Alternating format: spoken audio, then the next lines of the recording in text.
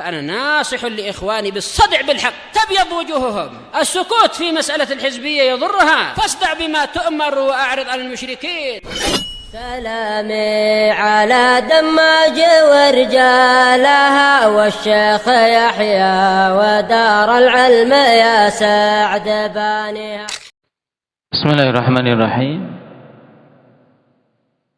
الحمد لله حمدا كثيرا طيبا مباركا فيه كما يحب ربنا ويرضاه.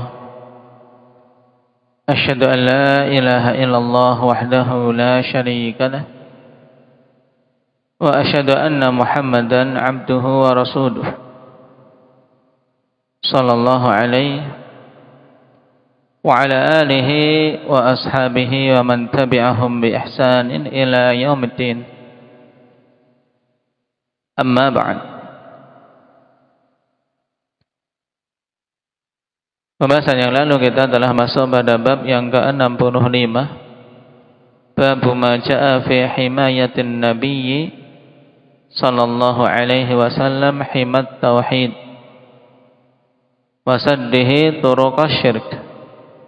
Bab ini hampir sama dengan bab sebelumnya. Bab keberapa? Talha yang telah kita lewati.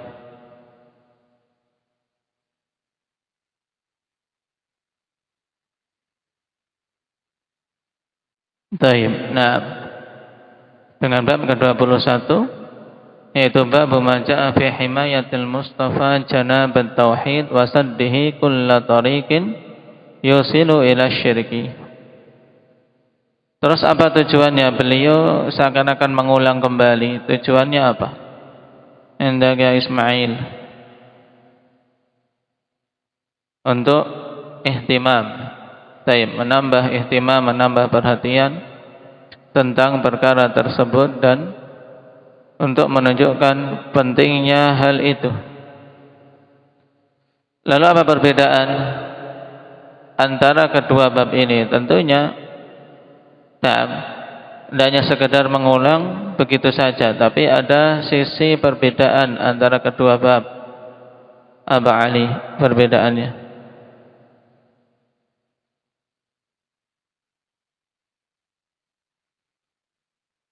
Kalau bab yang dulu, yang 21 gimana?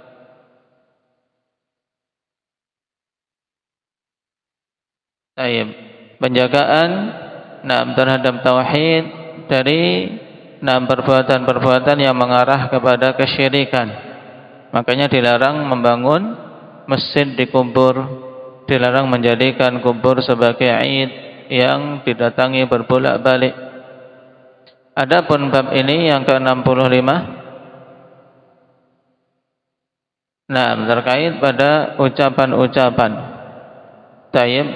Nabi menjaga tauhid dari hal-hal yang bisa mengurangi atau bahkan meniadakannya, yang berupa ucapan-ucapan yang hulu, ucapan-ucapan yang melampaui batas.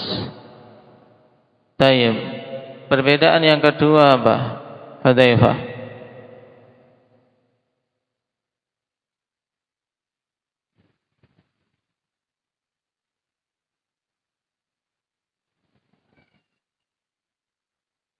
Terus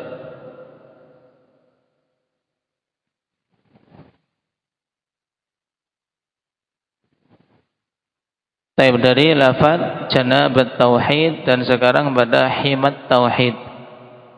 Janab akhwan yaitu berarti dia masuk pada hal tersebut. Ketika apa? Dikatakan oleh Nabi sallallahu alaihi wasallam atau dalam bab itu apa? Fi himayatil Mustafa janabat tauhid, yaitu betul-betul menjaga sisi tauhid tersebut jangan sampai dia dikotori dengan syirik. Adapun sekarang hima itu sesuatu yang mengelilinginya, sesuatu yang mengelilinginya, sehingga lebih luas mana? Lebih luas bab yang ke-65 ini, ya, lebih meluas. Bahkan perkara yang asalnya boleh. Tetap Nabi SAW tegur. Karena apa? Khawatir kalau tidak hati-hati bisa terjatuh dalam kesyirikan, terjatuh dalam penodaan terhadap tauhid. Seperti hadis yang kita ambil pada pertemuan ini dari Abdullah bin Syakhir radhiyallahu anhu. Ketika rombongan tersebut mengatakan, anta sayyiduna, engkau wahai Rasulullah adalah sayyid kami. Ungkapan yang hak. Dan secara syar'i boleh. Demikian pula juga wa afdaluna fadlan wa a'zamuna qaulan, dan yang paling utama di antara kami serta yang paling paling dermawan, paling mulia di antara kami. Ini perkataan yang hak. Tapi Nabi SAW sebagai bentuk penjagaan terhadap himat tauhid, agar jangan sampai dari ungkapan itu akhirnya diseret oleh syaitan ke dalam kebatilan yang akan menodai ketauhidan, Nabi peringatkan, wala yastajriyannakumus syaitan. Bukan berarti ungkapan itu batil, bukan apa, tapi diingatkan. Hati-hati. Makanya boleh qulu biqaulikum au ba'di qaulikum. Maksudnya qulu biqaulikum, ucapkan dengan ucapan-ucapan itu. Ini menunjukkan bolehnya ucapan tadi, akhwan. Tayyib. Ucapan anta sayyiduna, anta afdaluna, dan yang semisalnya diarahkan kepada Nabi. Nabi membolehkan au ba'di qaulikum, atau mencukupkan dengan sebagian perkataan itu saja. Dalam artian ucapkan ucapan itu atau sebagiannya boleh. Tapi hati-hati, wala yastajriyannakumus syaitan. Jangan sampai syaitan menyeret kalian sehingga menyimpangkan kalian untuk mengucapkan ucapan yang melampaui batas sehingga terjatuh dalam kemungkaran. Ini sebagai tambahan berjelas untuk makna hadis, ya kawan. Sehingga dalam hadis ini, apakah ada larangan menyebut Nabi kita sebagai sayyid? Indak ya Thaqif? Tidak ada. Boleh. Karena memang beliau sayyid kita. Taib. Dan penggunaan kata sayyid telah kita lewati dulu. Dimutlakannya kepada selain Allah ada beberapa syarat. Yang pertama apa? Yang pertama, Kashfi.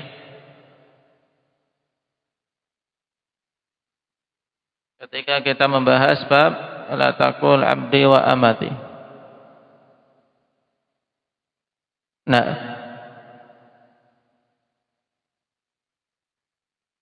Ada beberapa syarat diperbolehkannya penggunaan sayyid untuk selain Allah. Yang pertama, ketika dia terbebas dari al. Kenapa? Karena kalau menggunakan as-sayyid, maka ini hanya boleh untuk Allah Subhanahu wa taala. Sayyid mutlak, sebab al di situ menunjukkan apa? Sayyid secara mutlak. Makanya yang pertama disyaratkan tidak boleh ada padanya al. Kemudian yang kedua, syaratnya an yutlaqa ala man huwa ahlun lah, untuk diarahkan kepada orang yang memang memiliki hak untuk diberikan panggilan sayyid. Makanya tidak boleh diarahkan sayyid kepada seorang fasik atau munafik. Sebagaimana datang nas khusus dalam hadis yang diriwayatkan oleh Abu Dawud dan disahihkan oleh Syekh Albani, la taqulu lil munafiqi sayyid fa innahu in yaku sayyidan faqad askhattum rabbakum azza wa jalla. Jangan kalian ucapkan kepada orang munafik sayyid, karena tidak berhak untuk disebut sebagai sayyid walaupun dia punya jabatan. Karena seandainya dia adalah sayyid pemuka, maka sungguh kalian telah membuat Allah murka. Karena apa? Sepantasnya munafik itu dihinakan. Syarat yang ketiga, ikhwan, alla yukhsha min itlaqihi mahdhurun min i'jabil mukhatab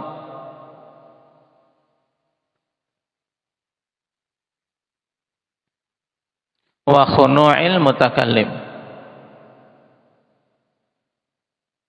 Yang kedua, dipersyaratkan tidak dikhawatirkan penggunaan sayyid tersebut adanya hal-hal yang dilarang secara syar'i, yaitu seperti ujubnya orang yang dipanggil dengan ungkapan sayyid, atau menjadikan adanya perendahan diri dari seorang yang memanggil. Ini 3 syarat. Nah, tidak boleh pakai al, kemudian berarti dia diidhofahkan sesuai dengan yang pas dengannya. Misalnya sayyid qabilah, ya diungkapkan sesuai dengan idhofahnya, sayyid bani fulan. Tidak secara mutlak menggunakan al, karena itu hanya boleh untuk Allah. Kemudian yang kedua, memang harus tepat pada orang yang pantas mendapatkan panggilan itu. Dan yang ketiga, syaratnya tidak dikhawatirkan adanya mahdzur syar'i, berupa adanya ujub atau adanya penghambaan diri bagi orang yang mengucapkan. Nah, sekarang kita ambil hadis yang berikutnya. Qala Syekh Muhammad bin Abdul Wahhab An-Najri rahimahullahu taala,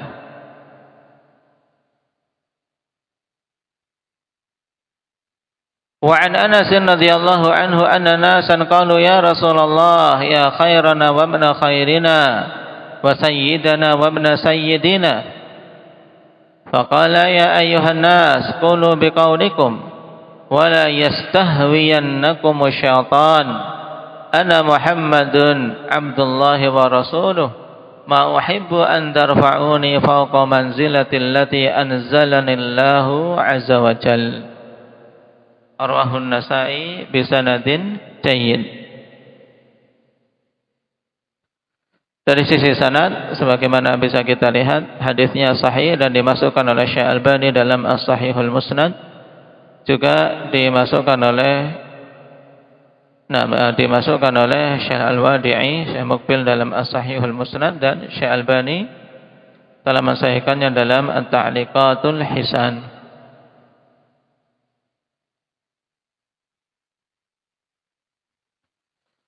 Perhatikan hadisnya. Anas mengatakan bahwasanya serombongan manusia mengatakan, ya Rasulullah, wahai Rasulullah, ya khairana wa ibn khairina, wahai orang terbaik di antara kami dan anak dari orang yang terbaik di antara kami, wa ibn khairina. Naam, ya khairana ini sahih, ya kan, bahwasanya Nabi adalah orang yang terbaik di antara kita semua. Naam, karena Nabi terbaik dari sisi nasab, terbaik dari sisi kedudukan dan keadaan. Ini jelas. Ya khairana. Kemudian wabna khairina, wahai anak dari orang yang terbaik di antara kami. Nah, ini ada iskal padanya. Bukankah ayah Nabi sallallahu alaihi wasallam, Abdullah bin Abdul Muttalib, mati di atas kekufuran? Bagaimana dikatakan wabna khairina? Maka para ulama menjawab, maksudnya wabna khairina yaitu aradu khairiyatan nasab. Mereka menginginkan kebaikan dari sisi nasab. Memang nasab yang terbaik, kawan. Nabi dari sisi nasab adalah nasab yang terbaiknya Arab saat itu. Wabna khairina. Taib. Jadi pada sisi nasab, bukan pada kedudukan atau keadaannya. Kenapa? Karena ayah Nabi sallallahu alaihi wasallam meninggal dalam keadaan kafir.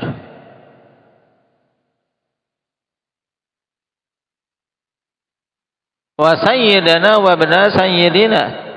Kemudian panggilan berikutnya wahai sayyid kami, dan telah lewat pembahasan ya sayyidana ini sesuatu yang boleh diarahkan kepada Nabi sallallahu alaihi wasallam.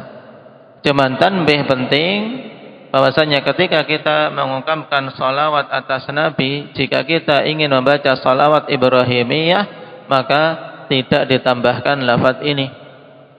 Kenapa? Karena salawat Ibrahimiyah Nabi SAW sendiri yang mengajarkannya, maka kita tidak menambah-nambahnya. Apalagi ketika membacanya di dalam salat. Nabi ajarkan Allahumma salli ala Muhammad wa ala ali Muhammad kama sallaita ala Ibrahim wa ala ali Ibrahim innaka Hamidum Majid. Ya, kita baca seperti itu tanpa menambahkan sayyidina. Adapun salawat secara mutlak, seorang mengatakan taib Allahumma salli ala sayyidina Muhammad wa sallim misalnya, boleh-boleh saja. Taib di luar salat dan selain salawat Ibrahimiyah dari salat-salat mutlaqah. Salawat yang sifatnya mutlaqah, salawat yang sifatnya umum, tidak dibatasi dengan sesuatu apapun. Karena memang beliau sayyid kita. Tapi kalau ingin membaca salawat Ibrahimiyah, maka boleh tidak menambah lafaz sayyidina Yahya. Tidak diperbolehkan. Demikian pula wabna sayyidina, maksudnya seperti diterangkan tadi, engkau ada wahai putra dari sayyid kami, karena memang Quraisy adalah sayyid atau keturunan Abdul Muttalib ikhwan adalah sayyid untuk Quraisy. Dari sisi nasab yang terbaik. Kemudian Nabi SAW mengatakan, ya ayuhan nas, wahai sekalian manusia, qulu biqaulikum. Qulu biqaulikum. Ucapkanlah dengan ucapan-ucapan kalian. Dalam artian menunjukkan apa? Boleh hendak ucapan tadi? Usama? Boleh, karena Nabi katakan qulu biqaulikum, menunjukkan bolehnya ucapan tersebut. Cuman Nabi memberikan peringatan, wala yastahwiyannakumus syaitan. Jangan sampai syaitan menyimpangkan kalian, menjerumuskan kalian kepada ungkapan-ungkapan yang lebih jauh dari itu, sehingga terjatuh dalam sifat ghulu. Ini maksud wala yastahwiyannakumus syaitan. Jangan sampai kalian digelincirkan oleh syaitan sehingga terjatuh dalam sifat ghulu dan mengucapkan ucapan-ucapan yang melebihi ucapan yang diperbolehkan. Ana Muhammadun Abdullahi wa Rasuluh. Saya ini adalah Muhammad, hamba Allah dan Rasulnya.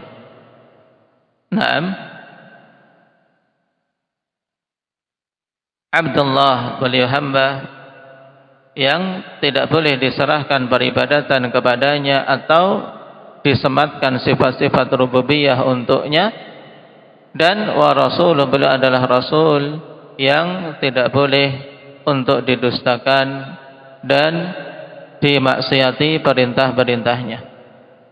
Sebagaimana ungkapan yang ringkas, yaitu abdun la yu'bad wa rasulun la yukadzab. Beliau adalah hamba yang tidak boleh diibadahi, tapi hamba yang punya kedudukan, yaitu sebagai Rasul yang tidak boleh didustakan khabar-khabarnya dan dimaksiati perintah-perintahnya. Ana Muhammadun Abdullahi wa Rasuluh, ma uhibbu an tarfa'uni fawqa manzilati allati anzalani Allahu azza wa jalla. Aku tidak suka kalian mengangkatku di atas kedudukanku yang telah Allah Subhanahu wa taala berikan kepadaku. Di sini peringatan dari Nabi sallallahu alaihi wasallam agar kita sebagai umatnya menempatkan kedudukan Nabi sallallahu alaihi wasallam sesuai dengan apa yang telah Allah Subhanahu wa taala berikan kepada beliau, yaitu sebagai hamba dan sebagai rasul. Naam, tidak sampai diberikan kepadanya sifat uluhiyah maupun rububiyah. Dan telah menyimpang dalam hal ini kaum yang hulu, naam, dari kalangan ahli tasawuf yang mensifati Nabi sallallahu alaihi wasallam dengan sifat-sifat yang tidak pantas diberikan kecuali kepada Allah. Naam, dianggap sebagai naam yang memberikan pengaturan jagat raya, demikian pula menyingkap kesusahan-kesusahan dan seterusnya. Naam, sampai-sampai dikatakan dalam bait-bait dalam burdah apa? Inna min judika dunya wa darrataha. Tayyib, termasuk dari kedermawanan wahai Nabi adalah dunia ini secara keseluruhannya, wa darrataha, dan akhirat. Jadi dunia dan akhirat itu yang memberikan Nabi sallallahu alaihi wasallam. Ini hulu atau tidak? Indak ya Abdullah. Hulu, melampaui batas.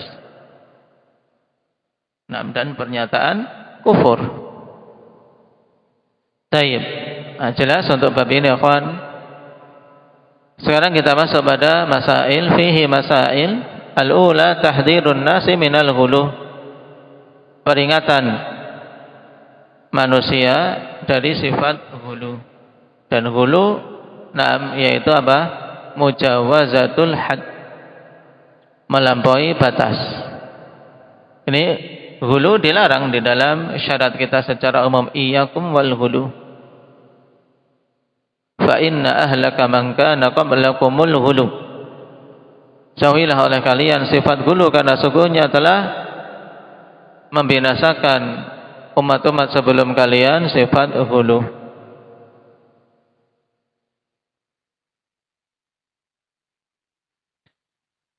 Atsaniyah, atau sebelumnya, berarti kalau dalam hadis tadi mana larangan dari sifat ghulu diambil dari mana? Indak ya Badri.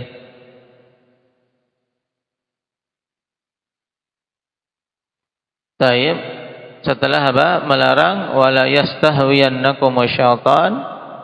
Kemudian apa? Ma uhibbu an tarfa'uni fawqa manzilatil lati anzalanillahu azza wajalla. Nah, karena mengangkat Nabi di atas kedudukan beliau itu adalah ghulu. Nah, demikian pula wala yastajriyannakum syaitan. Ini juga peringatan dari ghulu. Atsaniyah ma yanbaghi an yaqula man qila lahu anta sayyiduna.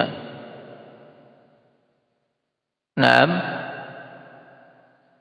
Yang kedua, bimbingan yang sepantasnya bagi seseorang yang dikatakan kepadanya anta sayyiduna, untuk memupus apa? Sifat ujub, maka sepantasnya ketika diarahkan kepadanya anta sayyiduna untuk menjawab as-sayyidullahu tabaraka wa ta'ala. Untuk apa? Untuk memupus ujub dan untuk apa? Menunjukkan sayyid yang sebenarnya, sayyid yang hakiki, yang mutlak adalah Allah Subhanahu wa ta'ala. Agar tidak ujub dengan pujian.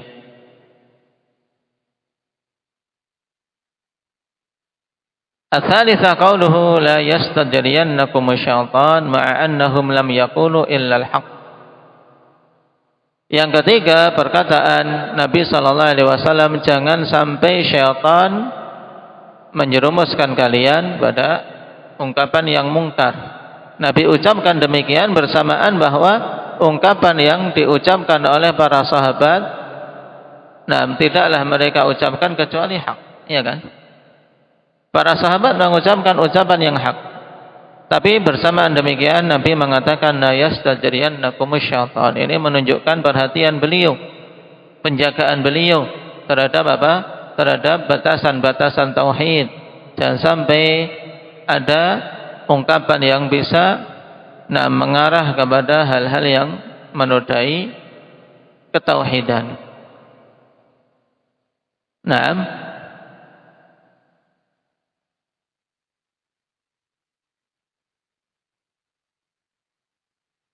Sehingga makna dari hal tersebut yaitu maksudnya apa? Ucapkanlah ucapan kalian itu, tapi hati-hati jadi sifat ghulu. Kenapa? Karena kalau sampai teledor bisa diseret oleh syaitan pada ungkapan yang mungkar. Naam, dan ini makna yang lebih kuat untuk hadis. Bukan maksudnya ucapan para sahabat itu batil, bukan. Tapi ucapan itu hak, cuman Nabi mewanti-wanti jangan sampai melampaui batas dari ucapan yang dibolehkan itu. Ar-rabi'ah qauluhu ma uhibbu an tarfa'uni fawqa manzilati. Naam, aku tidak suka kalian mengangkatku di atas kedudukanku. Naam, maksudnya apa? Nabi membenci. Nah, beliau disanjung-sanjung dengan sanjungan yang hulu. Naam, taib, melampaui batas. Dan kedudukan beliau yang dipilihkan oleh Allah Subhanahu wa taala, naam, kedudukan yang utama. Abdun, sebagai hamba, diakui oleh Allah sebagai hambanya. Subhanalladzi asra bi 'abdihi. Dijelaskan, ditegaskan pada kedudukan yang mulia dipanggil dengan naam panggilan abd. Dan seorang menjadi hamba Allah dan diakui oleh Allah sebagai hambanya itu cukup sebagai kemuliaan. Ditambah lagi beliau adalah wa rasuluh, rasul dari rasul-rasul Allah, bahkan yang paling utamanya. Dan rasul ikhwan fa'ul yang dimaksudkan adalah mursal. Ar-rasul bermakna al-mursal, yang diutus. Naam. Taib. Ini juga menunjukkan tawaduknya Nabi sallallahu alaihi wasallam dan semangat beliau dalam menjaga tauhid, dan sampai para sahabat melampaui batas ketika menyanjung beliau. Taib. Dan ini pelajaran bagi kita semua seharusnya. Bagi generasi yang datang belakangan, bahwasanya untuk bersalawat kepada Nabi cukup dengan apa yang diajarkan oleh Nabi. Ketika ingin memuji Nabi cukup dengan apa yang dibimbingkan oleh Nabi sallallahu alaihi wasallam dan para sahabat datang dengannya. Tidak dengan syair-syair yang padanya hulu, padanya melampaui batas, bahkan sampai tingkatan kesyirikan. Nasallallahu al-afiyata wassalamah. Jadi kita selesai dari bab 65. Tinggal satu bab lagi yang terakhir, insyaallah kita ambil pada pertemuan yang akan datang. Naqtahi bihadza walhamdulillahi rabbil alamin. Subhanallah.